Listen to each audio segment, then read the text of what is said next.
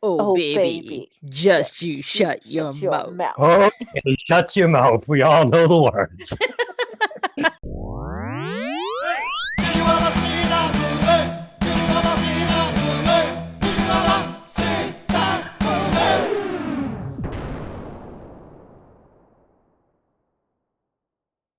Welcome to Hey, did you ever see that movie? I'm your host, Des, and as always, I'm joined by my lovely co-host, Lynn. Relax, go do it. And joining us tonight, the podcaster with 1,000 potions, Mickey. Well, you've just inspired me to hire a DJ, so thank you. Many people to hire DJs. Tonight, we will be discussing the 1988 rom-com, The Wedding Singer, directed by Frank Corsese, written by Tim Heffley. Wow. Starring Adam Sandler, Drew Barrymore, and Christine Taylor. As always, this podcast will contain spoilers, so if you haven't seen the movie, go watch it, then come back and listen to the podcast. But before we get into it, let's run the trailer. Before the internet, before cell phones, before rollerblades, there was a time. Everybody on the dance floor. Very nice, Grandma Molly. When Robbie Hart was the most popular wedding singer around. You spin me right round, baby, right round. Like a record, baby, right round, round, round. Hey, somebody get some pants on that kid. Until he got stood up at his own wedding. I woke up this morning and I realized I'm about to marry a wedding singer. Once again, things that could have been brought to my attention yesterday. New Line Cinema presents Is it true that you're in the middle of a nervous breakdown? Whoopity-doo! Adam Sandler. Hey, Psycho, get out of my Van Halen t-shirt before you jinx the band and they break up. And Drew Barrymore. You're the wedding singer. How you doing? I'm Robbie. I'm Julia. In a story about finding love where you least expect it. Uh-oh. What? You like her? No, I don't. This is my fiance, Glenn. I don't even know your last name. It's Gulia. Julia's last name is gonna be Gulia. Julia Gulia. That's funny. Why is that funny? I don't know. Now, the girl of his dreams is about to marry Mr. Wrong. That's grade A, top choice meat. Good morning. You can make breakfast from bed? Unless he can pull off the performance of a lifetime. She and Glenn just jumped a plane to Vegas. Oh, get her. All right.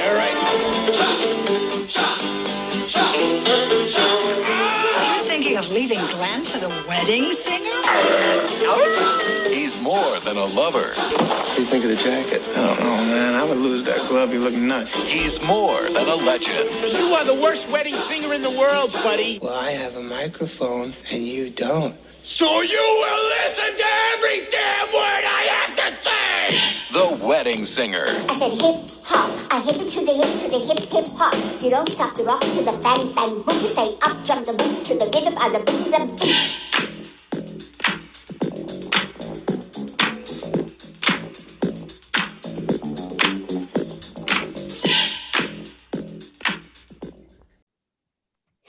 All right.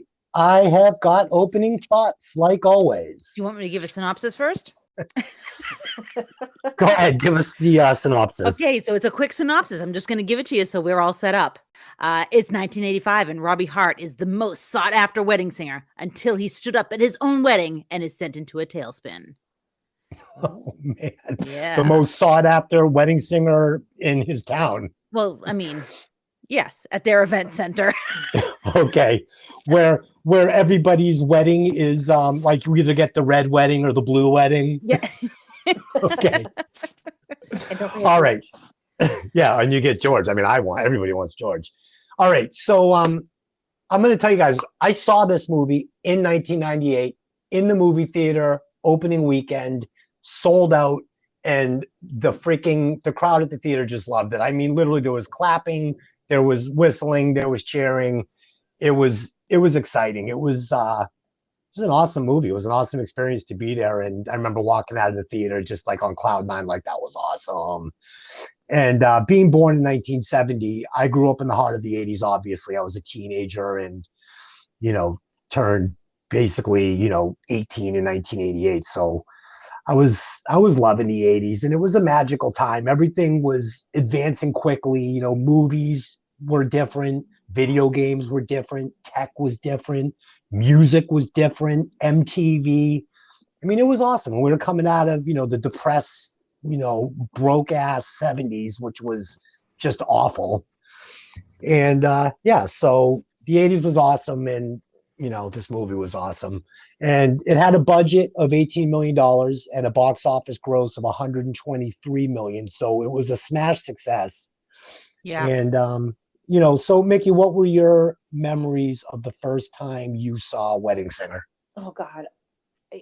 I know it was at the theater. I don't know if it was opening weekend, but I know it was at the theater. And again, just like you said, it was kind of like that, very nostalgic.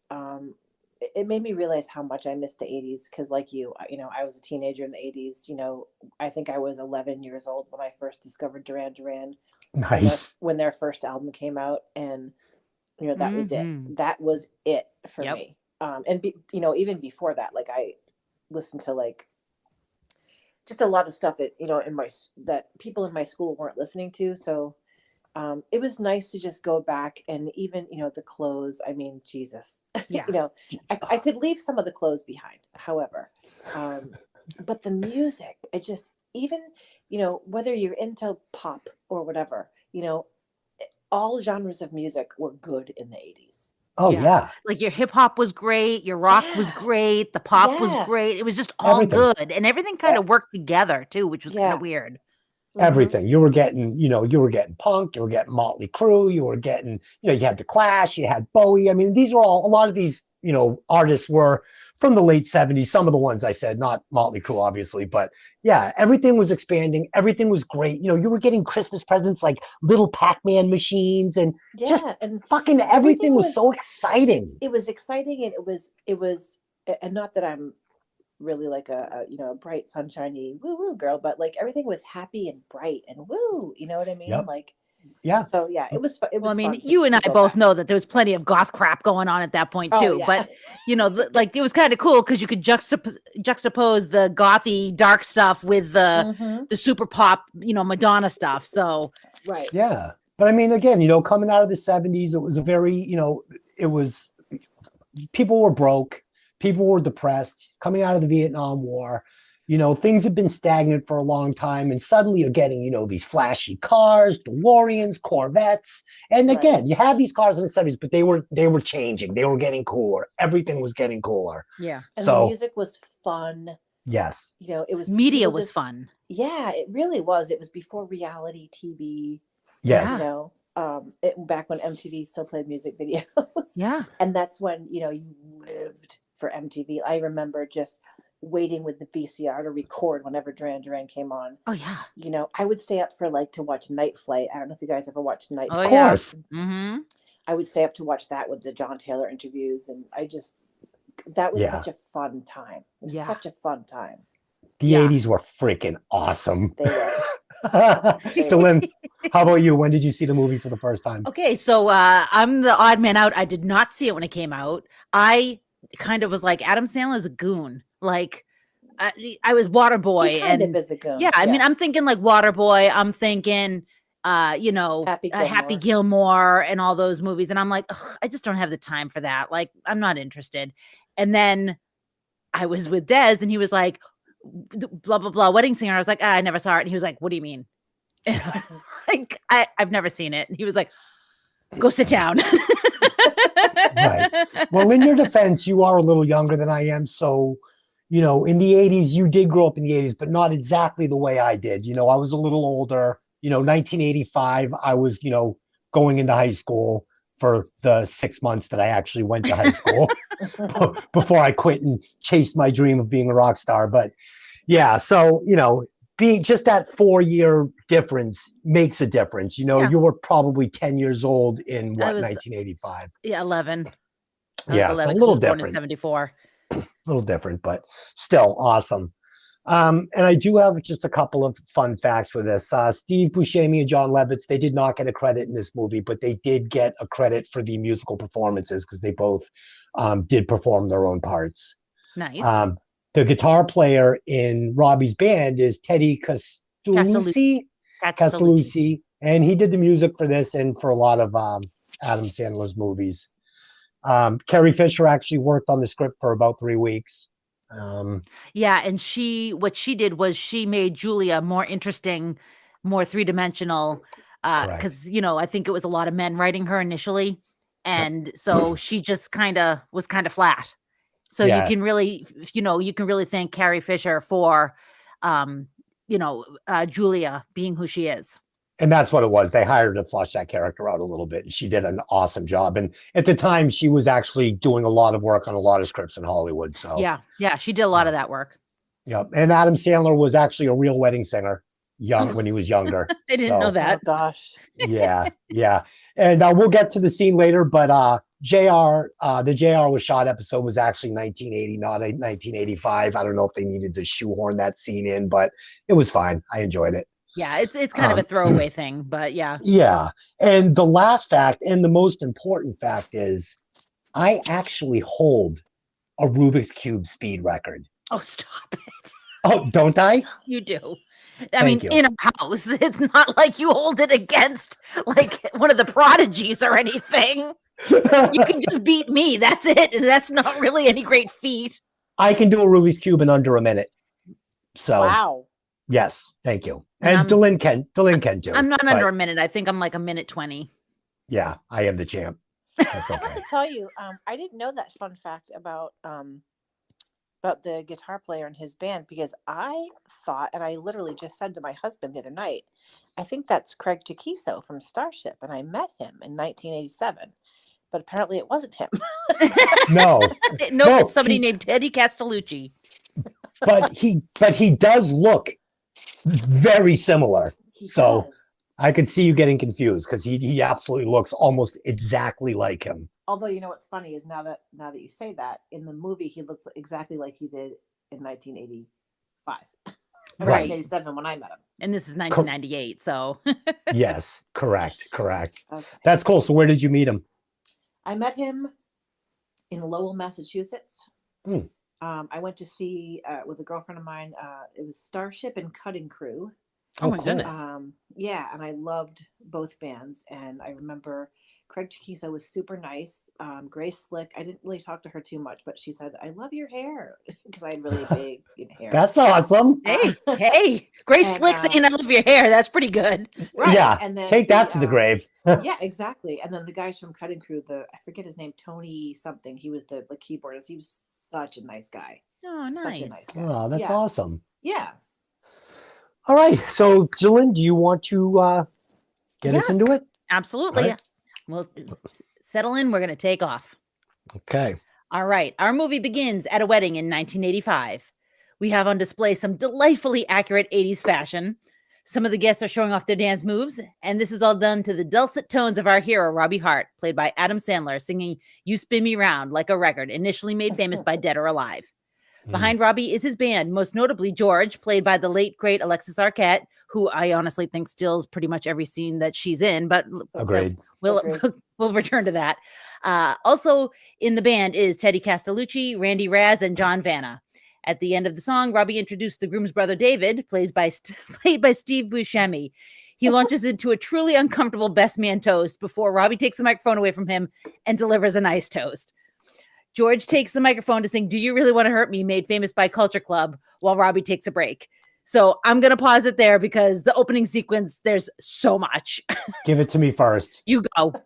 Okay, so at Dylan and I's wedding, my best man gave a fucking, like, the opening toast was I shudder just thinking back on it. Yeah.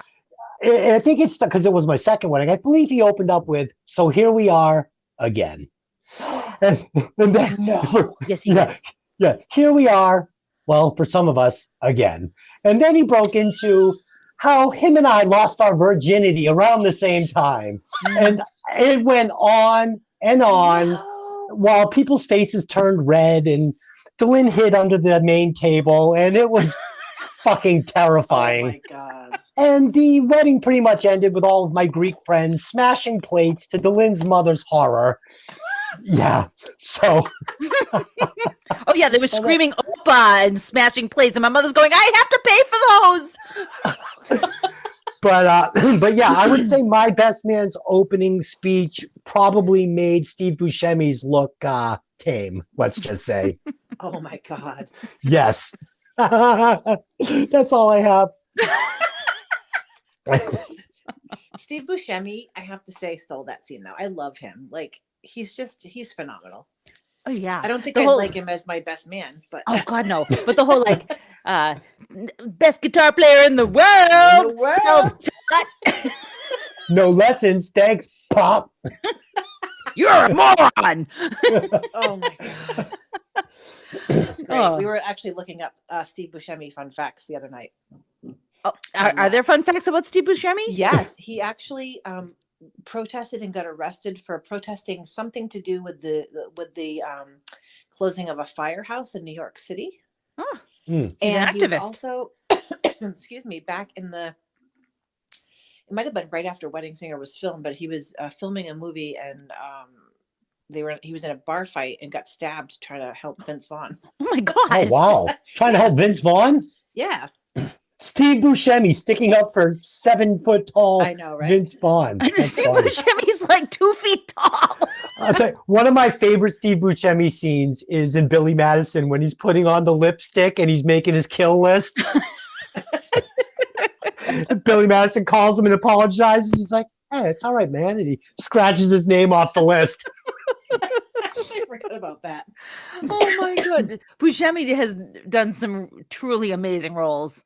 Yeah, he's freaking great in this movie, though, man. Some of the he's really good in this one. All right. So let's see. Robbie stops to talk to his friend, limo driver Sammy, played by Alan Covert. They are checking out the new waitress, Julia, played by Drew Barrymore. Sammy says he's going to give it to her, and Robbie tells him that he's on his way to being Fonzie. Julia then goes to the kitchen for more prime rib and encounters the cook, who's a surly fellow, and her cousin Holly, played by Christine Taylor, joins her. Julia says she's realizing that her fiance, Glenn, that's played by Matthew Glave, might never set the date for their wedding. She's feeling dumb for moving there to be closer to him. Holly insists she goes for a break and gets some fresh air. Meanwhile, Robbie's encountered a boy that's had too much to drink, and he takes him outside to throw up. Julie is sitting on the loading dock, and she and Robbie start talking while the kid tosses his cookies into the dumpster. She says she's waitressing at Robbie's wedding to Linda next week, and he notices her engagement ring as well. Sammy comes and tells Robbie to come back to sing because the crowd is now turning on George. So, Mickey, what do you think? Poor George. Poor George. And like you said, Alexis Arquette was fabulous. Yeah. I'm a big fan of the Arquettes as a whole. Yes. Yeah. Me too. Patricia Arquette, True Romance. I mean, yes, that was. I can't even. Alexis Arquette. I didn't realize that I knew that he passed away, but I didn't realize that he passed away from HIV. Yeah. Or sickness from HIV. And I actually think that when they passed, I think that they had transitioned to a she.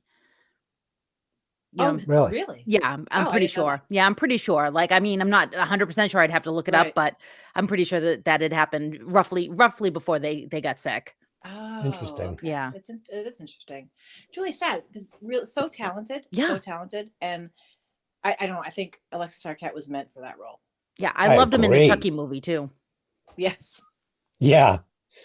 Boy George actually loved the role. He saw the movie. Yes, really? and he absolutely loved that Arquette had modeled the character after him, and he thought it was really cool. So I thought that was pretty neat.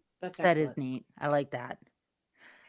Let's see here. Well, and poor Julia. So, in these opening scenes and in a lot of scenes, like, can you imagine having to work there and being Julia? Like, she's getting her ass grabbed by old guys. The cook wants to see her tits. Later on, she's getting, felt up by a 13-year-old.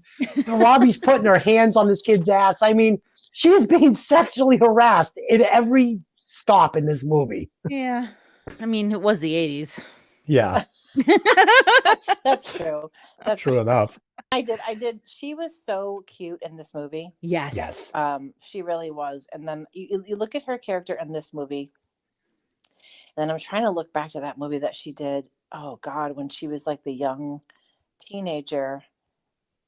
and she was like a little. Oh my God, I'm looking back now. I can't remember the name of it. When she was like trying to seduce her friend's dad. Poison Ivy. Oh, Poison Ivy. No, was that was Alicia Silverstone, right?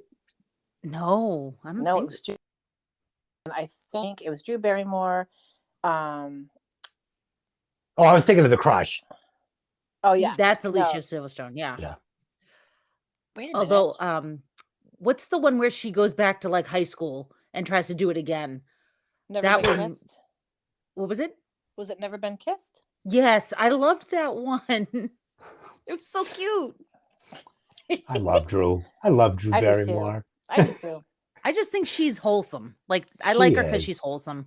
Yeah, even with all the shit that she's been through, she's still, you know what I mean? Like I don't know. She just seems like a sweet person. Yes, I agree. Sorry to She reminds me of you, honey. Aww. In Poison Ivy or in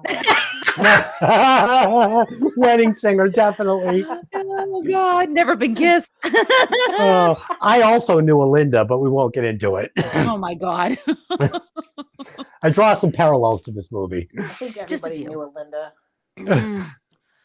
Yeah, he knew a true Linda. Holy cow. I felt like Linda was not good looking. Like I've listened to some other podcasts that's like the guy's like, Linda was so hot and Drew was so I'm like, what movie were you watching? She is like a shovel-faced skank. Wow. Wow. It's I true. believe that the woman that played Linda, Angela Featherstone, was like a huge model in Canada. So, I mean. Oh, yeah. Only in Canada. Only in Canada. I know we have a Canadian listener. I apologize. Shovel-faced skank. That's She was. I thought she was okay. Like, yeah, not ugly, not beautiful. I think she had very pretty eyes, but here's the thing. And obviously they did this on purpose, but she was made to like, your typical rocker chick, heavy metal, chick. And I think, they purposely made her look a little skanky. I mean, even the way she talked. Yeah, they kind of designed her so that she'd be unlikable. Right. Yeah, I wonder how many times she broke her nose. Oh my God. Yeah. Oh God. But she's still better looking than Lois Lane. Oh my God. Oh my God. Okay. Oh my goodness. Only when you're not talking about Terry Hatcher.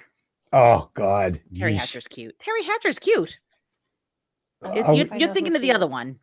You're thinking I don't know. What's her The face? one from the original Supermans and the one from Indiana Jones. Those two actresses, in my opinion, shouldn't have been cast. Just Karen Allen is one of them. Yeah, Yikes. Karen Allen is the one from Indy. And Margot Kidder, right? Margot Kidder, thank you. Yeah, Karen Allen literally looks like the kid from the Bad News Bears, Kelly Leak, all grown up. Oh my God. I hope they never hear that. Yeah, I'm sure that would be bad. At least she's not a shovel-faced skank. No, she's not. She's not. No. I mean, she's just playing a shovel's face skank. I'm sure she's really not in real life. I would hope not. Oh my God. Okay, let's move on. This is bad. Reeling it in. So the next day, Robbie is giving Rosie, played by Ellen Albertini Dow, singing lessons so she can sing to her husband at their 50th wedding anniversary. She's been paying him for the lessons in meatballs, but Robbie's in a rush and she doesn't have any clean Tupperware. So she puts the meatballs in his hands and makes him take a bite because it's her favorite part. And I don't normally stop at this something, but her glee, this actress, Ellen Dow's glee, when she's giving him the meatballs and he's taking the bite, and then she squeezes them in his hands. Yeah. She's so cute. I die every time I see that scene. It's hysterical. I was actually telling Delynn, she lived to be 101, and she was an acting coach for most of her life. And this was actually the first time she ever was in a movie or a TV show. So I thought that was interesting. Yeah. Yeah. Did not know Did she do like stage plays? I don't know. Huh. I mean, it's a pretty loose fact. Right. So, building on that fact, though, before you go on, who was the? Maybe I have her mixed up. Who was the? By the way, everybody wants a grandma like her, but who was the one in Boogie Nights? Was it her? In Boogie Nights? Yeah. Oh, I don't know. Now I'm gonna have to look it up. Remember I'm not sure. the little old lady that was like doing lines and she Oh, had yeah. a heart attack on the dance floor? Yes. I thought it was the same lady. Let me look. I'm gonna tell you right now. Betty White was also up for this role, and she would have been fine, but this little old lady was perfect. Yeah, she was great. Yeah, it looks like she did a bunch of stuff after Wedding Singer. Yeah. Okay. I don't remember when Boogie Nights came out. So there's a funny line in this scene. Oh, this can't be true because I'm looking here, and she was in 54. She was on Seinfeld. She was in all sorts of things before this. Yes. So I Oh, think so you're fat so, as shit. hang on. So these are like the facts that I was giving during the Lost Boys episode. I'm like, they introduced all the Lost Boys in the order they die, and then I went back and watched it again. I'm like, no, they didn't.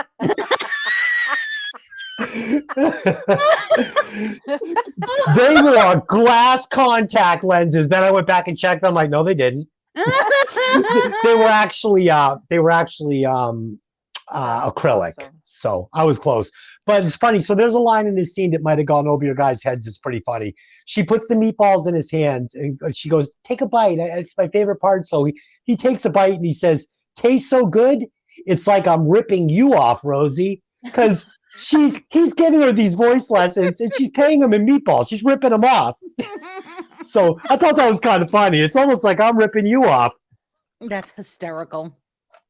I love it. Oh, you know what? My credibility is like very thin at this point. Yeah, I mean, I just checked her IMDb and she was on Designing Women. She was on Murphy Brown. She was on Newhart.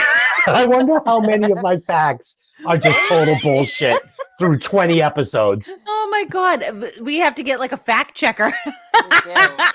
Oh my God. Okay. Anyway, so like I said, she did a lot of stuff and she was she an acting coach? I mean, I have no idea. Let's get to the root of it. All right. Doesn't matter. I'm not going to go back all that far. I mean, she was in The Family Guy. She was in a lot of stuff. Yeah. Student of dance and piano at 5. Yeah. It looks like she was an acting coach. So yeah, she did do that, but she starred in the first episode of Shirley Temple. Oh my God. Oh shit. That's hilarious. Mm-hmm. Oh, good old Ms. Dow. I love her. All right. So Robbie's now standing at the altar waiting for Linda. The crowd is getting restless. His sister comes up and whispers to him, and Robbie steps away. Linda is not coming. Back at home, Robbie is eating cake with Sammy and his brother-in-law, Andy, played by Frank Silvero. The general mood is that everyone's angry with Linda except Robbie. He says they're going to make up and get back together. He goes to sit outside and Linda shows up. She explains that she fell in love with Robbie when he was in a band and was cool, and now he's not. And she didn't want to be married to just a wedding singer. So, Mickey, this is a tough scene for Robbie. My favorite part was, "You a bitch." Oh, Auntie Linda, you a bitch. Those two little kids, man. Fucking A.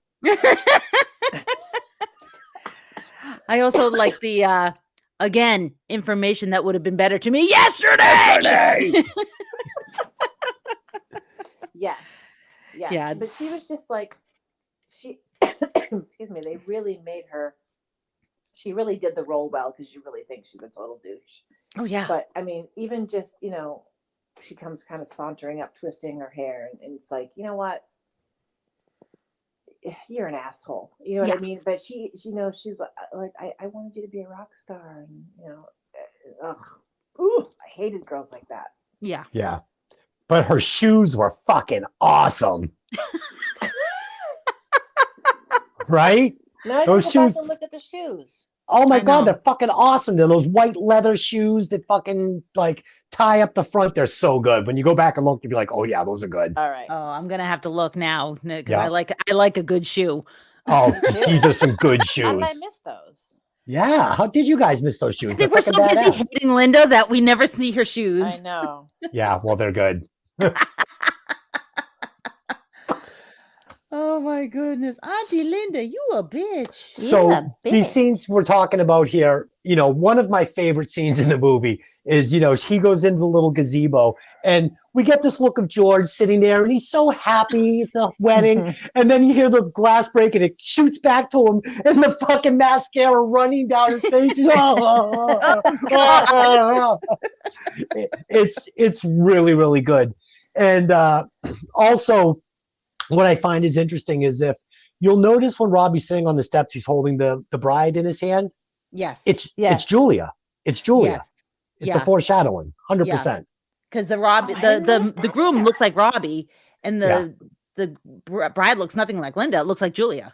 It does. Short blonde hair. Yeah, looks just like her. Jesus, I got to go back and look again. And I love the brother-in-law. His hair. You would think that hair was something they did for this movie. No, it's not. That's his fucking hair. That hair is a helmet. Yeah, and the kitchen. It's green and fucking like plum. Everything. The napkins, the table, the paint, the coffee pot. It's insane.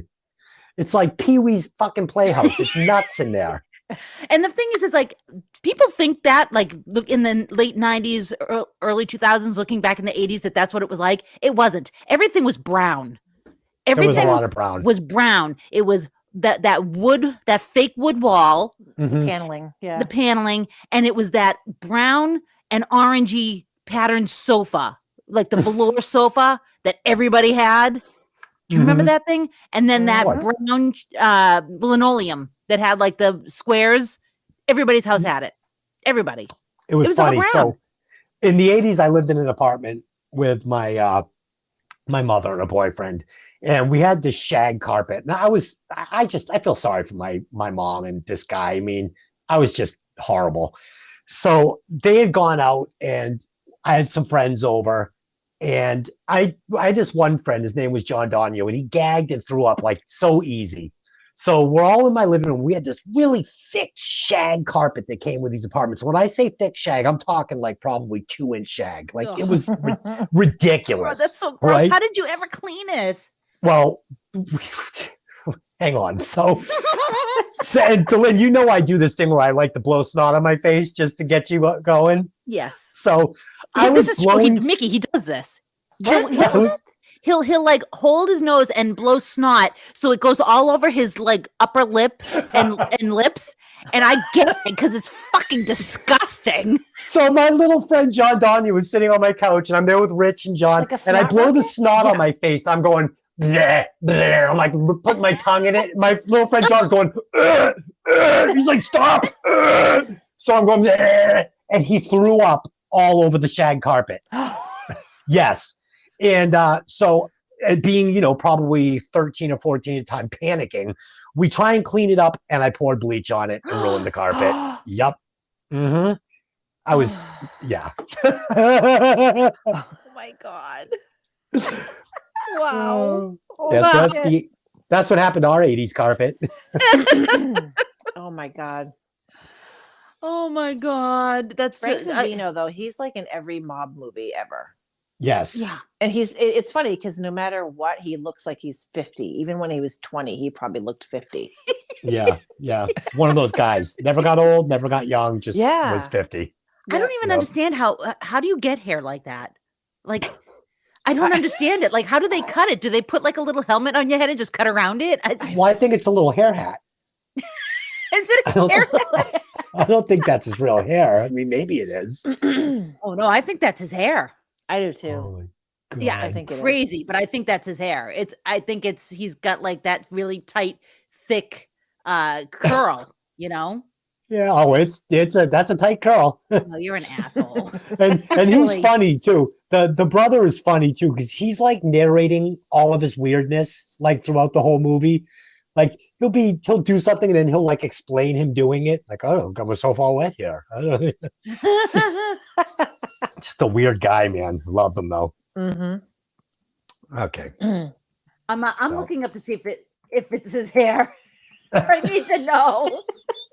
Because I just looked at a picture of him and his hair looked kind of normal. I think it is because he had the same hair in Goodfellas. Did he? Maybe.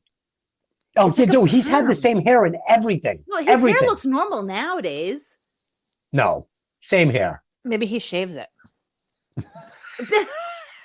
I don't know if it's real or not. I can't understand. I don't know.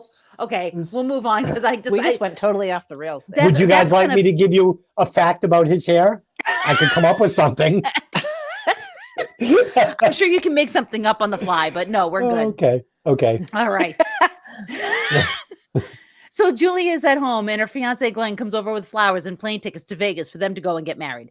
Julie's obviously not excited about getting married in Vegas, and Glenn concedes that they can have a nice wedding at home where their friends and family can be there.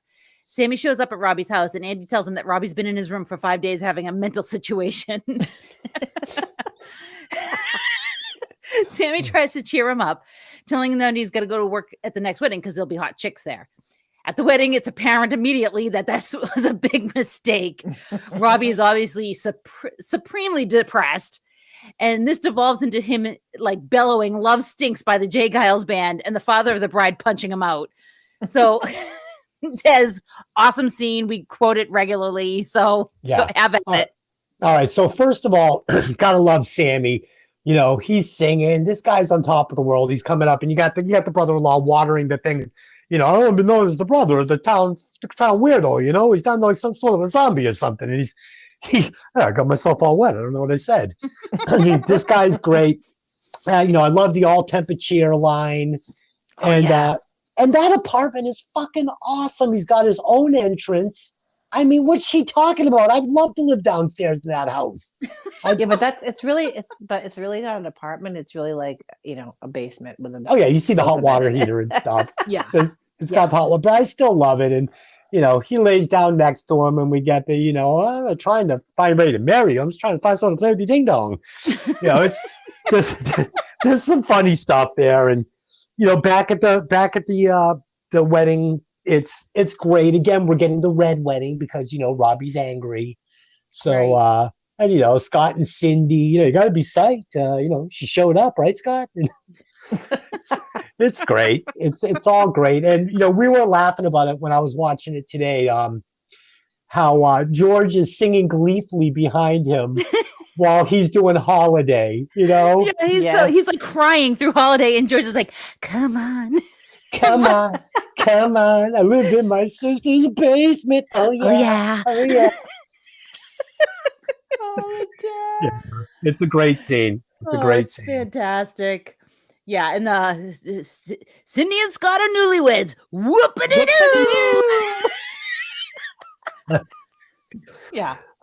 So what do we think? Do we think Robbie's a nice guy in this? I mean, in the beginning, you know, he's taking cheap shots at a bunch of the people in the wedding. You know, the fat guy, the freaks at you know, table 7. The mutants at table number 9.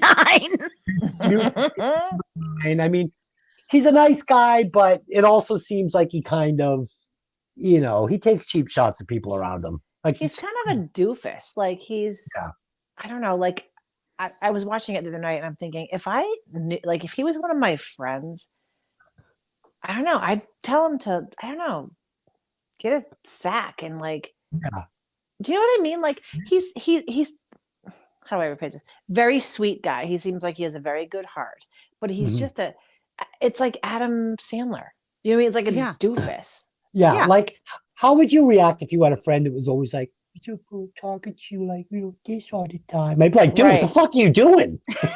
Like, that's how I talk to my dogs. Yeah. He's talking to everybody like he'd be talking to their dog. Like, no, fucking weirdo. Right. I mean, if he could have turned off the Adam Sandler-ness of it all, I think it would have been a little bit more. Although I don't think I don't know who else could have done that role because he's such a doofus. Do you know what I mean? Like, he was perfect. He was in between the two, like being the sweet guy and being a bit of a doofus. Right. Yeah.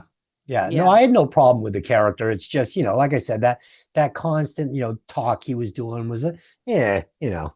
Yeah. A little condescending. Yeah, but he's a great singer, you know, in real life. So I appreciated that, you know, he could pull off all the wedding scenes. And I thought everybody who sang this movie, Buscemi, and specifically John Lovitz, his singing when he does we'll get to it, man. Woo! Woo! I'm like, yeah. It's fucking really good. It's really good. It's actually they did well. Like everybody who sang did well. But John Lovitz is seen as something else. It's the best. Good luck finding someone that can shake it like this. Yeah. Okay. Oh man. So Julia finds Robbie in the dumpster. And she says she wants him to sing at her wedding. And I gotta be honest with you, after just watching that show, I don't think I'd want him to sing at my wedding. No. Oh my God. So he says, he can't, he just hates everything about weddings now. And she calls after him anyways as he's walking away and says she's going to have an engagement party next week and she really wants Sammy and him to come. So we've got a little scene here with Robbie and his nephews where they ask him if he's going through a nervous breakdown. Oh. And then they jump ahead to the engagement party where Robbie and Sammy have decided to go. It's being held in a big fancy house filled with people. And I'm assuming this is Glenn's house. It's Glenn's parents' house, I think. Is it? Maybe. I thought it was Glenn's house. No, it's a fact. It's his parents' house. It's apparent that Glenn is... It's his house. It's his house. It's his house. It's got a nagel over the fireplace. I'm thinking it's his house because it looks like it looks like Don Johnson's house. So it makes sense. It's his house. Yeah. It's an awesome house. Yeah. An awesome motif. Yeah. Did I use that right? Yeah. Oh, sweet. Motif. Or decor. Nice. Decor, motif. Decor. Was it capon? Capon. Capon. He was calling it Capone. Capone. It was like, how did that go? Oh, fuck. It was Capone. Oh, my God. The funniest thing was when I learned what a capon is. A capon. What a capon is. It's a little chicken, Mickey, in case you didn't know.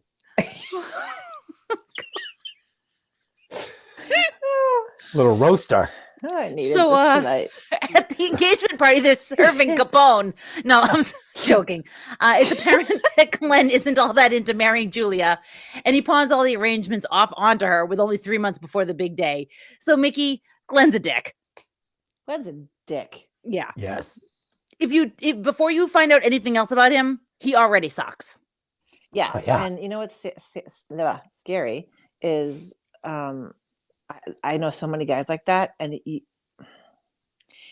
whoever this guy is played him so perfectly. I think the only other person that maybe could have pulled this off, and it was too far back, would have been like Bradley Cooper from Wedding Crashers. Yeah, he would have been a kid. Yeah. Honey, who was it? Who was the other person that was supposed to play this role? It was going to be Shooter McGavin. Yeah, the guy who played Shooter McGavin. It wouldn't have worked for me from Happy Gilmore. It doesn't work for me. Christopher McDonald. Yeah, I don't like it. It just wouldn't have worked for me. He was too old. Too. Yeah, he felt too old for me. In Grease too. Oh yeah, that's I right. agree. Yeah, he was Goose. Yeah. I do agree. God, I love Grease too. He's too old. Me too. Oh God, I love it so much. It's my favorite. I've never seen Zanoni so bad. Me too. I've never seen it. You know what though? No, but here's the thing. You would hate it. You would think it's the stupidest movie ever because it's not very good. It's so good. There's just a thing. And I think it had to do with being a chick. And it's not good, but it's so good. It's not good, but it's amazing. But I love chick movies. Like I'm Captain Chick movie. This is different though. It's different. It's Grease. Really like it's Michelle Pfeiffer, like in her second movie role. It's Maxwell Caulfield when no one knew who he was. I mean, you got Adrian's Med fucking singing and bowling. Do you know what I mean? Like you can't. We're gonna score tonight. We're gonna score tonight. I was actually just playing that in the car 2 days ago. My husband screamed at me. He's like, "Turn this off. I am not listening to Adrian's Med." We as a group of people, when I did Rocky Horror, we all loved Grease 2 so much that we did reproduction as a pre-show. Nice. Yes, it was amazing. Really? Yeah. Oh it was God, amazing. I love that. I loved it. You got to watch it. Yeah, Grease he'll watch it and he'll hate it. He will because it's not very good. It's just a thing. Like if you love it, you love it. Great. Mickey said it's great. It is great. It's great but I think it's great if you first saw it when you were like 14. Yeah. Right. I mean, I don't think I've seen the original Grease. So what? Yeah. Oh no! Now that's not right. Yeah, I don't think I've seen. I think I've seen John Travolta singing "Go Grease Lightning," but that's about it. Okay, so my husband hasn't seen it either, and he refuses to watch it. However, I feel that life should be a musical, so I would watch Grease and Grease 2 on repeat. Oh God! But I think I'm in the minority that I liked. For me personally, I liked Grease 2 better. Oh yeah, me too. Oh, really? Way. Yeah. Way. Yeah. Way better. Love it. Fun fact. No, this is a fact though. Henry Winkler was actually supposed to have John Travolta's role in the first Grease, but he couldn't sing. No. So they went with Travolta. I don't know how I would have thought of that. I can't see him dancing on the roof of a car. He wasn't good looking. America had it wrong. He was like 5'4" with thick thighs. He was weird. He is no John Travolta. John Travolta in Grease is one of the sexiest men alive. This whole segment is going to be Lynn and I weep. Are we reviewing Grease or a wedding singer? Oh. Officially, this podcast is going to be shut down because people are going to be like, Grease 2? Grease 2? Really? Mm-hmm. Mm-hmm. Sorry. I love it. I don't care. Me too. All right. So let's get back to the movie. What movie are we doing? Grease 2. No. Okay. Okay. Back at the reception hall, Robbie's band is playing a bar mitzvah. Robbie befriends a boy who's sad that a girl turned him down to dance. He sets it up that Julia picks him to dance with. After the party, Julia begs Robbie to help her with her wedding prep, and he agrees even though he's still hating everything about weddings. After a quick trip to a photographer that they sit in. What did I even write? Oh, they sit in to watch Jimmy Moore's, which is a cameo by John Lovitz, his wedding singer audition. And after he insults Robbie, Julia tells him she's hiring a DJ. Julia and Robbie get talking about music and songwriting, and she talks to him about playing a song for her that he's been writing. It's a tortured love song that he wrote about Linda and how he hopes she fucking chokes. Yeah, and he wants a bullet in the head. Yep, honey, what do you think? Grade A songwriting? Half of it. It's funny, it's actually not a bad song. It kind of reminds me of like maybe a prequel, or a prequel. That's not the word I'm looking for. It's kind of like Nirvana. If you hear about it, you got the dynamic, you got the slow part. It's violent in the chorus. Yeah, I like it. A little smells like Teen Robbie. It smells like something. I love that kid at the bar mitzvah, though. Oh my great. God, yeah. Such a sweet kid. Yeah. Yeah. And he was sad that the girl wouldn't dance with him. It was cute. Yeah. It was cute. Robbie sets him up for a little ass grab. Bitch. Yes. Sets him up for a little ass grab. And yeah, I mean, again, though, at Julia's, right. At her expense. At her expense, she's got to dance with a 13-year-old with his hands clutching her ass. And Robbie has to run out and put her hands on his ass. Oh, I'm like, well, and then everybody ends up with their hands all over everybody's ass. So yeah, good God. Yeah, it's kind of an odd scene for sure. Yeah. And I love the look that Lovitz gives, and I'm reaping the benefits. And he's like pulling the curtain slowly across his face. Fucking good. Good luck finding a DJ that can move and shake like this. Oh my God. And his performance of that song is so good. Yeah. Oh, I love it. I loved it. Oh my God, it's hilarious. Yeah. And I mean, he played sleazeball so well. Oh yeah. Yeah, totally. I loved him in Little Nicky. What was he? He was something bad, like sleazy in Little Nicky too, and made me laugh like crazy. I don't remember the part he played, but I do remember, but I don't remember. Yeah, he was funny. I've only seen what I've seen, and I don't remember. Oh, he's never gonna let that go, Mickey. Sorry. Never. All right. So Julia and Robbie go for ice cream to cheer him up. He tells a story about how when he and Linda went on a trip to the Grand Canyon, that she wouldn't let him have the window seat, though she'd already been there. He asks her why she knew Glenn was the right one. And she says she just always pictured the right one as somebody she could get old with. And then Glenn will be a handsome older man. Next, there's a montage of wedding prep. Cakes, dresses, and Sammy auditioning to drive the limo for Julia. And Mickey, leave it to George to pick the right dress, right? Oh my God. Perfect dress. Perfect dress. And I love that whole scene, like the cake eating scene when they're all passing the cake and then he gets to the end and there's like that lady. I think she's one of the mutants from table number 9. Yes, I think you're right. The one with the yellow teeth. Yes. Yeah. Yeah. Yeah, I think you're right. Her teeth were disgusting. But yeah, I love that. And I love that George got the right dress. Although I don't know why they were all trying wedding dresses on. Yeah, you'd think they would just put them all on Julia, but yeah, it's probably to get the gag. Yeah, it was just cute. It was just a cute scene. I tell you, I thought that George was just so cute. He looked great in that dress. And, Alexis Arquette, it's a better woman than a man. I mean, she had it right. She knew her place in life. I mean, she's a good-looking guy, good-looking gal, good-looking George. Right.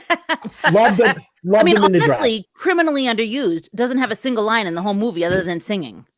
Yes. I would have liked for her to have some lines, because honestly, probably would have been funnier than some of the other stuff. Yeah, may have ended up being one of those characters like Guy from Galaxy Quest or Surge from Beverly Hills Cop. I mean, the potential was there for us to get one of these characters that's like, mwah, but we didn't get it. Yeah, we didn't get it. Yeah, no lines, just singing. So that's the outline was there. The outline was there for it, but they just didn't get into it. Yep, it's a shame. Agreed. Yeah. So Robbie stops at Julia's house to drop off her jacket. And her and Holly are discussing what kind of kiss she and Glenn should do at the altar. Holly encourages Robbie and Julia to demonstrate what kind of a kiss is church tongue. Love it. It turns out to be a very sweet kiss, and it's kind of obvious that everyone's feeling it, but then Glenn shows up. Holly announces she wants to go out with Robbie, and the four of them end up on a really awkward double date out at a club. Julia's drinking too much, probably because she's feeling upset that, Robbie is out with Holly. And she goes to throw up. Robbie notices that Glenn's checking out other women and prods at Glenn enough to get him to admit to cheating on Julia. So, Des, 2 words for you. Julia Gulia. Yeah, why is that funny? I don't know. Last name is Gulia. So there's a bunch of things here I want to touch on. So first of all, let me ask you two, because I was listening to a podcast on this maybe a year ago, and the 2 guys were saying, that's cheating. She was fucking cheating on Glenn. Slut. And, with that kiss. And the woman was saying, no, kissing isn't cheating. And they're like, really? So if your husband was out kissing some lady with tongue, that wouldn't be cheating. And she's like, no, I don't think kissing is cheating. What do you guys think? No, I think kissing is cheating, but I also feel like this was kind of like they were trying to demonstrate it. Like it's kind of a loophole-y thing. But it is cheating. It is cheating. I think it is too. Yeah. Okay. Let me back it up just a little bit here and give you the big red X. Wrong answer. Okay. It's not cheating? That's fucking cheating. If you've put your tongue in another guy's mouth in the last, you're cheating on me. I know. I haven't. Okay. Yeah. No, I don't care what the circumstance is, what the context is, if it's an experiment. I'm being attacked. Yeah, it doesn't matter. There's no scenario that exists where if some guy's scruffy tongue is in your mouth, it's not cheating. Okay. What if it was some girl's scruffy tongue? Or some girl's scruffy tongue. Okay. I'm actually no. I mean, if you're kissing another girl, I wouldn't consider that cheating. Oh my God, that's cheating just as much. No, that's actually, fine. No, that's fine. Okay, so here's a question for you. So you're in a play and you have to kiss the woman in the play. Are you cheating? No. Because you're not lying. Because you're not lying. He walks in and they're like, kissed who? Oh, me. Yeah. I mean, true. If it was, it's no. There's deceit there. If you're in a play, right. I mean, you've made that clear with your spouse that this is what I do for work or my hobby, and sometimes I have to take a scruffy tongue in my mouth, and that's fine. Yeah. So I agree. Saying I do agree that it's cheating. I mean, I'm the kind of person who also feels like emotional cheating is just as bad or worse than physical cheating. Worse, so yeah, I get it. Yeah. So yeah, I'm feeling that. I just feel like also there was kind of some extenuating circumstances here that they weren't thinking that at the time. But yes, like if you break it down, I think they were, and I think they were terrified to kiss, and that's why they were both like, I completely agree, and that's why I feel like even more because they knew at that point they were attracted to each other. Yeah. Right. Good point. Yeah, so this is bad. I almost feel a little bad for Glenn here if he wasn't such a freaking scumbag. But she didn't know he was cheating. So as far as she knew, he was a stand-up guy, and she was being fucking dishonest bitch. Which kind of I kind of wish they didn't introduce this scene in the movie. Right. Because I love Julia. Yeah, I didn't need it. I love Julia, and I could have waited for that final kiss on the airplane. But I think it was more to show. I think it was more to kind of, excuse me, to kind of, what's the word I want? Kind of transition into Holly having the hots for him, because Holly never even thought about him until she saw him kiss well, Julia. that's why this scene should have been Holly kissing him to do the experiment. And then she goes, oh my God, he's so cute. I want to go out with him. And Julia sees the kiss and says, oh my God, he is cute. I want that. And it would have worked just as well. And, that's just my thought. Okay. Yeah, that actually would work, I think. Yeah.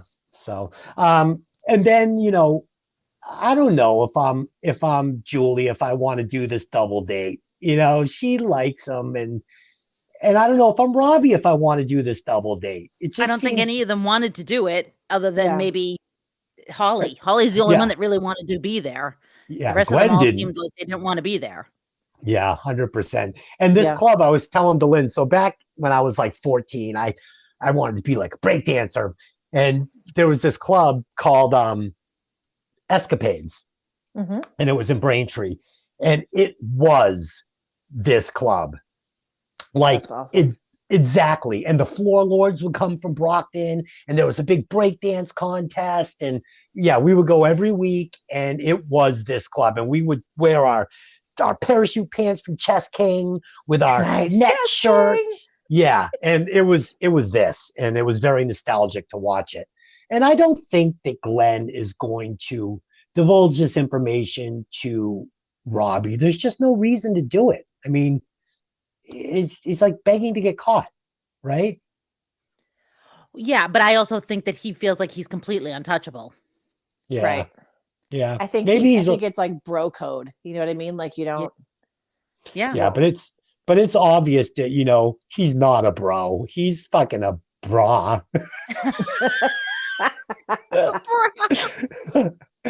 Oh shit. No. Bra. He has really thick thighs. He is. No, Adam Sandler has very, very narrow thighs. He's no Henry Winkler.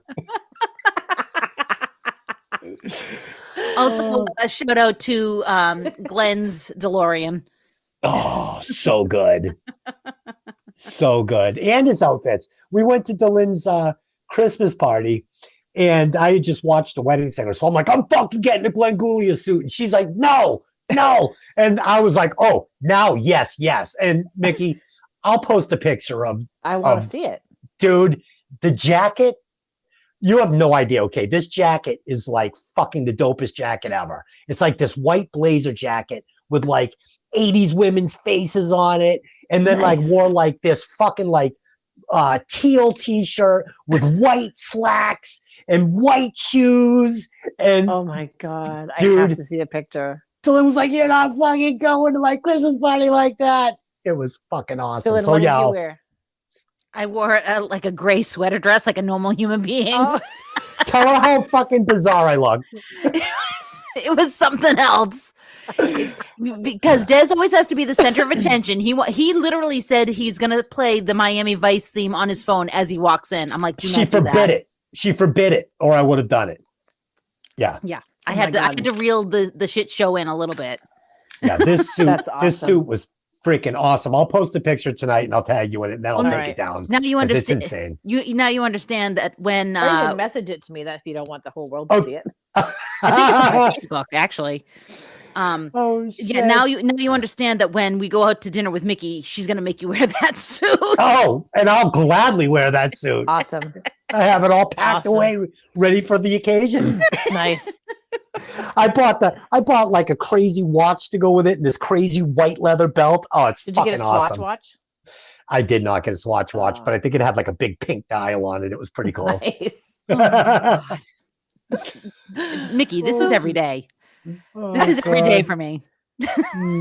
You know what's funny, Never Dylan, stops. is you sound like my husband. Yeah. Oh, Mickey, I am sitting in a room right now with 3 Nagels, a poster of Wall Street, and 2 giant plastic fucking tropical tree plants. I mean, it looks like 1984 in my room. It's crazy. Yeah, it's crazy. With a stand-up Dragon's Lair arcade game. Sweet. Yeah. So anyway, we are, again, not talking about Wedding Singer. Back to it. Okay. So when Robbie takes Holly home, it becomes clear to her that Robbie has a thing for Julia. She says that Julia is marrying Glenn because with him, she'll have financial stability. The next morning, a hungover Julia talks with Holly. Holly asks her exactly why she is marrying Glenn if stability isn't important to her. Then Julia goes looking for Robbie to give him a present, but Robbie's gone into the city to look for work. She waits for him to come back home. There's a quick conversation where Robbie says that he's trying to get some money and that Julia is into money because that's why she's marrying Glenn. She throws a present up in the air and leaves. It's sheet music paper that she made for him with his name on top of it. I mean, Mickey, I don't know. Can you really blame Robbie here? You know, Linda left him essentially for the same reason. So attempting to get a real job really isn't such a bad idea, to be honest with you. No, it's really not. And, you know, I mean, me now thinks that's smart. You can still do weddings on the weekends. Yes. Me in 1985 would have been, no, just stay being weddings. You know what I mean? Like, yeah. So I think he's trying to be, I think he doesn't know who he is. That's the problem. And he's trying to please everyone else by what other people are saying. Right. Right. But I you know, I don't know. I think the whole, you know, going in to try to get a job in the city is left a good job in the city. I think he's just sorry. I mean, Kevin Nealon's great in this scene. Yes. Yeah. I don't think he should just stick to being a wedding singer. Yeah, I don't think that he has any right getting mad at Julie at this point. I mean, he's got a crush on her. He's helping her plan her fucking wedding. You know, it's like, who cares if she wants to marry Glenn because he's fucking gonna offer her security? I mean, she doesn't know he's cheating on her because Robbie hasn't told her. Right. So what? You have a crush on her, so she's a jerk because she's gonna get married to this guy because he's rich? No, not cool. Not cool. And you know, Glenn does say at some point that she was with him before he made his money, so she was dating him before he became that. Right. Right. Yeah. So I don't think not Robbie... for nothing. Like, they're supposed to be, you know, best buds now. Why the fuck wouldn't you tell her? Yes, you have to tell her. Yeah. Well, here's the thing. Like we talked about with the descent. If I'm your friend and I know your person's doing you dirty, I'm going to tell you. Yeah. Yeah. Exactly. Yep. Yeah, I think so. And let me tell you, if there was a little fucking function hall down the street from my house, I would be doing that. I would be the wedding singer there instead of doing what I'm doing. At a whopping $60 a pop. That's what I would be doing. God. Yeah, hell yeah. It's like He's a dream gonna go job. to Florian Hall and start singing at weddings. Yeah, down at Vincent's. Hey. Get my band together. Oh my good Lord. Can you edit out my Tina Turner, by the way? CNN. Oh shit. Okay, so Sammy and Robbie are in a bar drinking shots, and Sammy tells Robbie that he shouldn't let Julia marry Glenn. He decides to go and see her. She's got her wedding dress on, and he can't bear to talk to her because she looks so happy. Robbie goes back to the bar and runs into Glenn, who threatens him to stay away from Julia. They get into a little fight, a little scuffle, and when Robbie returns home drunk with a bloody nose, Linda is waiting for him. She tells him that she's back.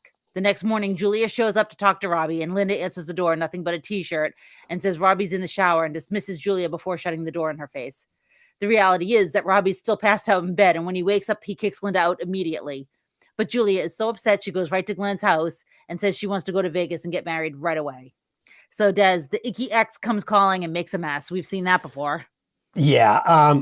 So there's some good scenes here. You know, you got Sammy breakdancing. Oh, and we forgot to discuss the glove, the Michael Jackson glove. I'm sorry. Lose the glove. You look insane. It's fucking a great line. You know, they pick up the hobo and, you know, you're out drinking with your bro who's down. And, you know, we've all been there, of course. And, you know, Glenn sucker punches him, the old man with the punch. I mean, there's some great stuff here. And then we get Julie in her, you know, her slut outfit and her nose, and she's looking all right here. Oh, you mean Linda? Linda, yeah, she's looking okay in this scene. I'll give it to her.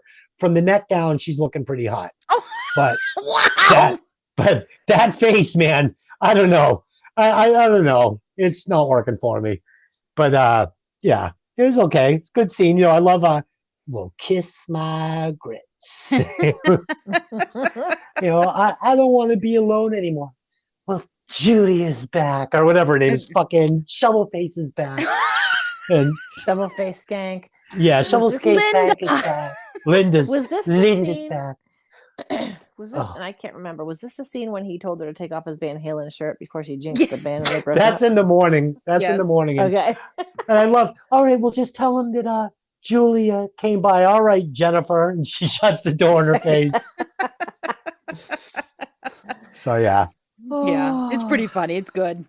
Yeah, we had discussed too that, and not to jump ahead, that we thought that this was probably originally going to be Billy Idol was going to be David Lee Roth.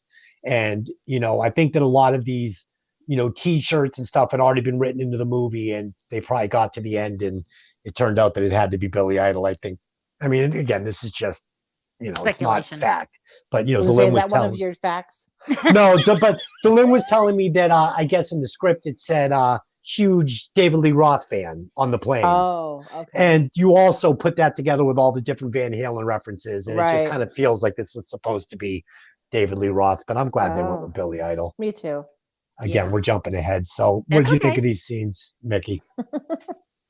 I love them. I love the whole kind of brush off by Linda when Julia shows up at the house. But to be fair, if I was Julia, I would have been like, look, you know what I mean? Yeah. And then the whole, take off my Van Halen t-shirt before you jinx the band and they break up. That was a good scene. I'm glad he really kind of told her to piss off. Yeah. I love the door slamming in her face and her scuttling away in shame. Fantastic. Oh, it's great. Yeah. And we get a few of these different, these ones, like for instance, when the wedding lady there at the cake place is saying, I can just tell you're going to be together forever. Ivana and Donald and Lonnie and Bert.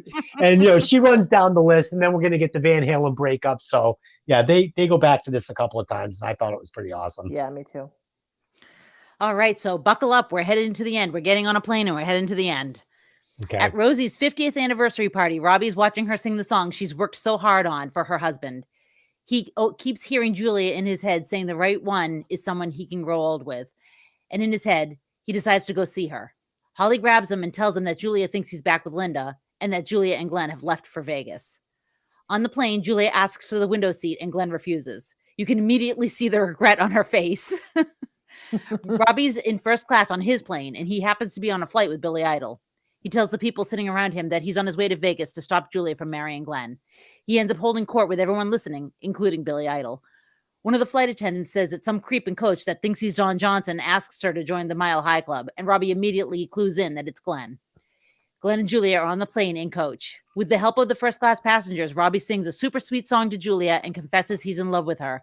She confesses back to him, and the next scene is Julia and Robbie getting married while they're serenaded by Steve Buscemi singing Spandau Ballet's True.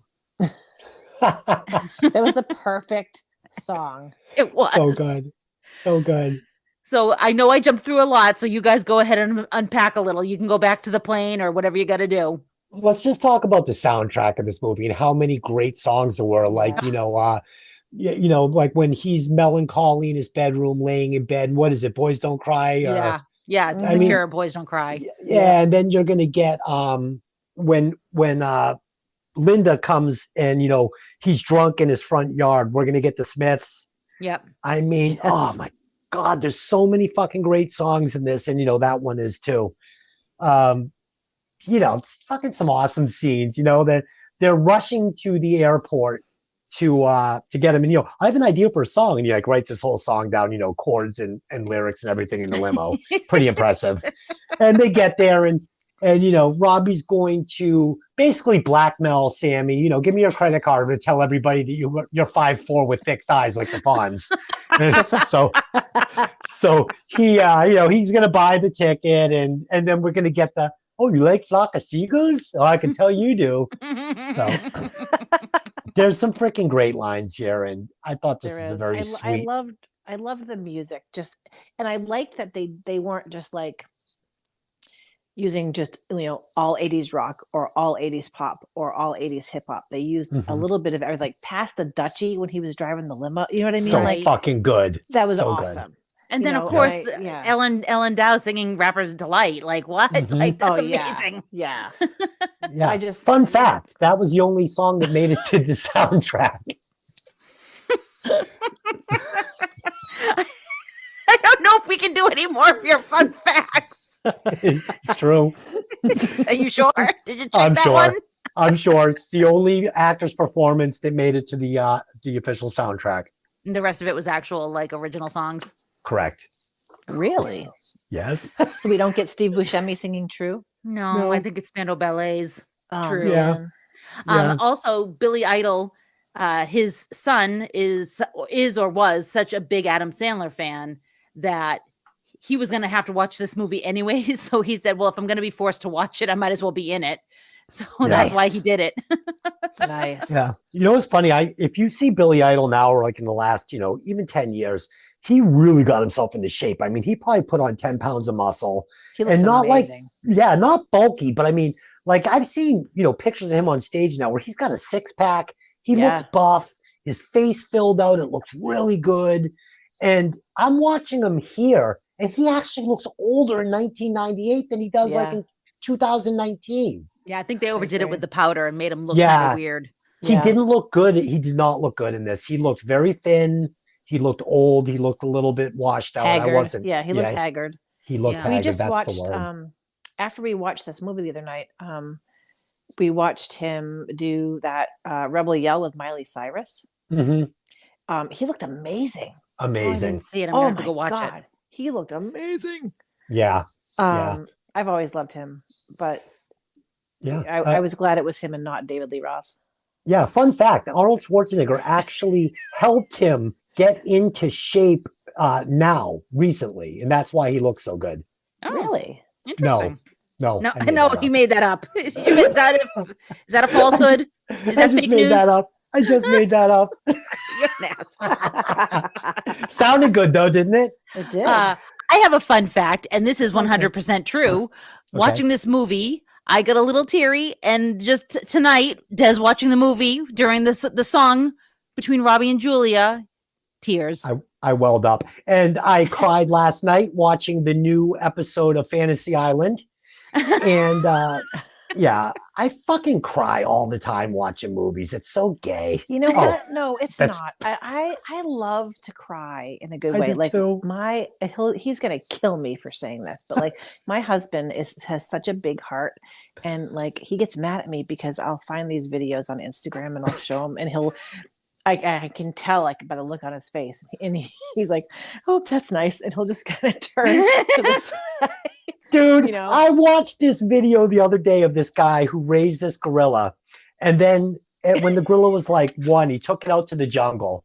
And then 5 years later, he wanted to go back and visit. Everybody was like, don't do it. Like people have tried this before and been mauled by these animals. So he charters this little boat. They take him up the island, and he's like calling the gorilla's name out. And suddenly you see, I'm going to fucking cry now. So you see the gorilla like standing on the freaking edge of the water in this jungle. So he has the guys paddle him over, and he gets out and he sits on the log. And this giant fucking gorilla sits down next to him, and he's just sitting there not moving.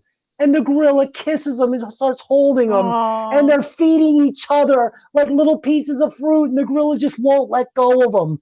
And then the gorilla's family comes down, and this gorilla introduces this guy to his female and his kids.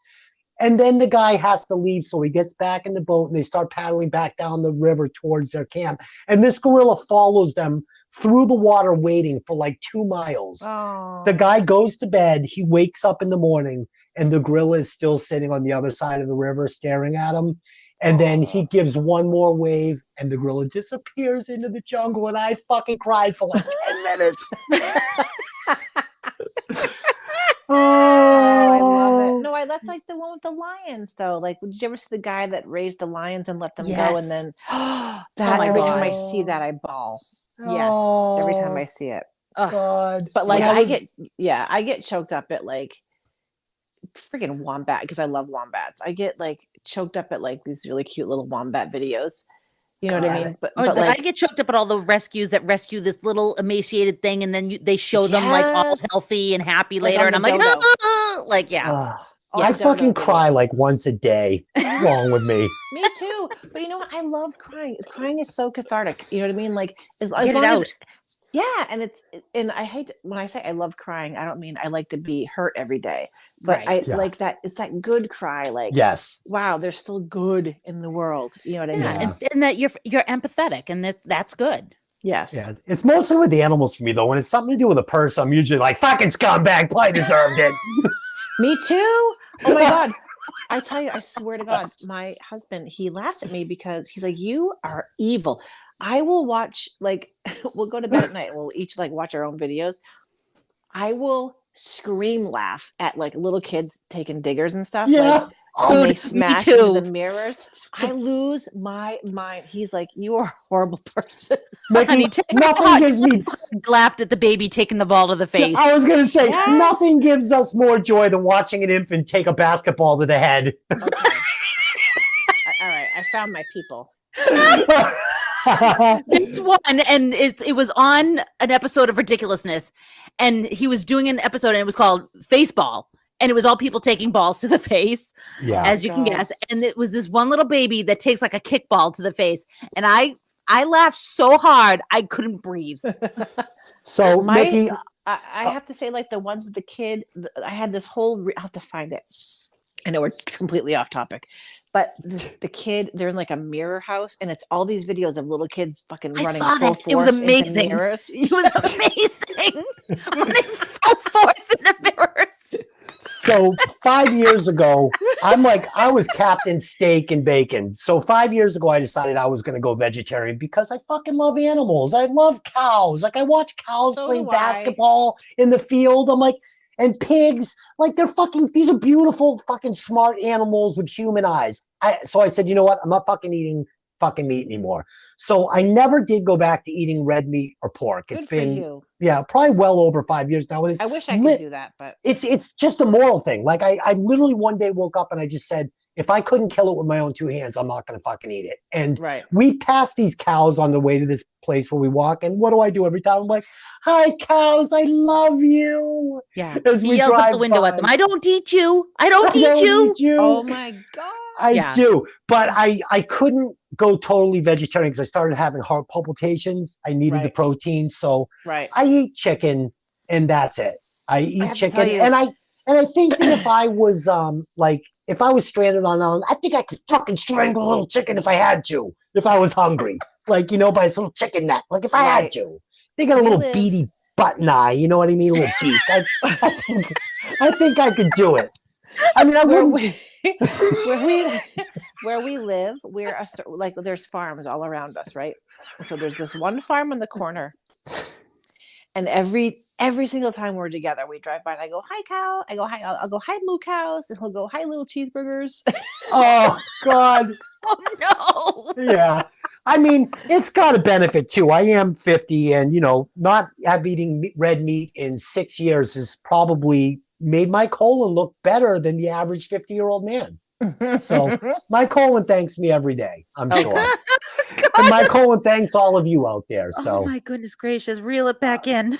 Yeah, we're not even doing a podcast. I don't even know what happened tonight. Oh my goodness. Oh anyway, where did we leave off? Oh, Billy Idol. Yeah. Yeah, I think that's where we went. And Des crying at the song. Yeah, I cried. Yes. Yeah. I cried. Yeah. All right. So movie's over. They're going to live happily ever after. And I want to say this. I said this to Lynn. $128 million this made. You would have thought they would have done Wedding Singer 2. I mean, they kind of teed us up. You know, Billy Idol says, oh, it's a pretty good song. I'm going to, you know, play it for my record guys. We could have got a part 2. You know, they're married now. Maybe they have kids. And, you know, Robbie's a rock star. I'm glad they didn't do it. Me too. But it was right for it, especially where it made so much money.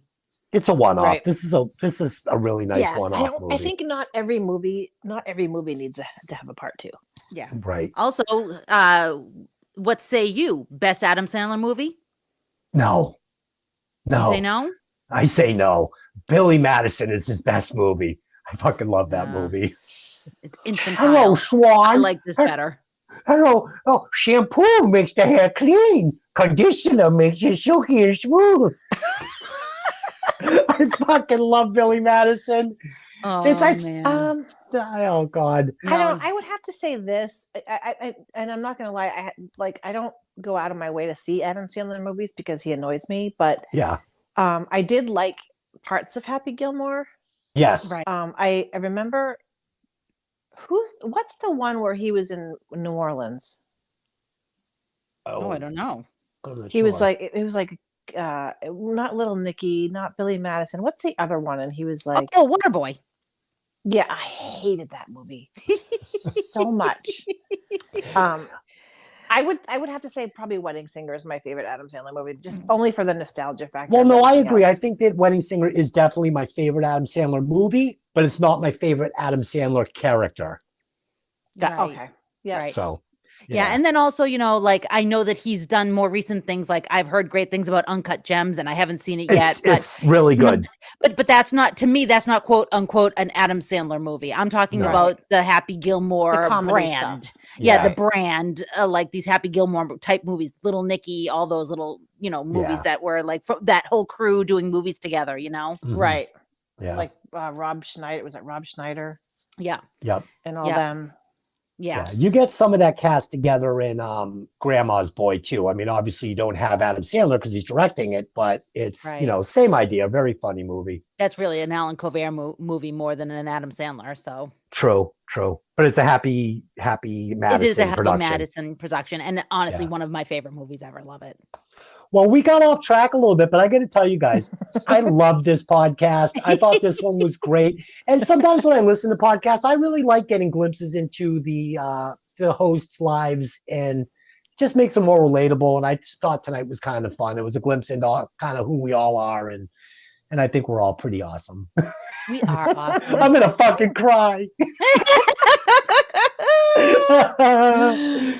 I'm not a crier. I'm not a bitch. I don't want people out there to think I'm a bitch because I'm not a bitch. No, usually. There's a difference between having a heart and being a bitch. You're empathetic. You're empathetic, and you're a little spiritual. So it's like that's how it comes out. Yeah. Oh, all right. Well, let's give our rewatch scores, and let's do that. All right, Mickey, go ahead. Give us your final thoughts on your rewatch score. My final thoughts are: I love this movie because of the nostalgia, the music, the clothes, just everything. Just it, even just the opening. As soon as it starts, you're like, oh, I'm 16 again. Yep. Yeah. Yes. There's only a few movies that do that for me. Lost Boys was one. I think Pretty in Pink. Mm-hmm. Breakfast Club. It's just I love it. Back to the Future. Not for me. Grease 2. Grease 2. No. Let's see. So I think overall, it's fun. It's a fun movie. It made me laugh. It's, again, the music. It's Steve Buscemi, George. Even the friggin' cook, you know what I mean? Like, hell yeah. I think my rewatch score is 4.5. Nice. Dylan? Honestly, a lot of what she said, they took the route where it was like, everything was bright pink, and we all know the 80s weren't exactly that, but you know what? I don't care. It was a ton of fun. You get the teal bridesmaids dresses, and there's still a ton of fun here. I'm down with it, so I'm gonna give it a 5. A perfect score? I'm giving it a 5. I love it. I like it. Okay, and I mean, I'm not going to ramble on because I pretty much saw it exactly how Mickey saw it. I loved it for all the same reasons she said. I mean, I thought there were a couple of I thought Adam Sandler was a little annoying here and there, but it was an awesome movie. And I'm also going to give it a 4.5. I mean, it's a fucking great movie. And if you haven't seen Wedding Singer, what are you doing? It's a great movie. So with my 4.5, Mickey's 4.5, and Delyn's 5, we're going to give this 4.75 rewatches. It's a fucking great movie.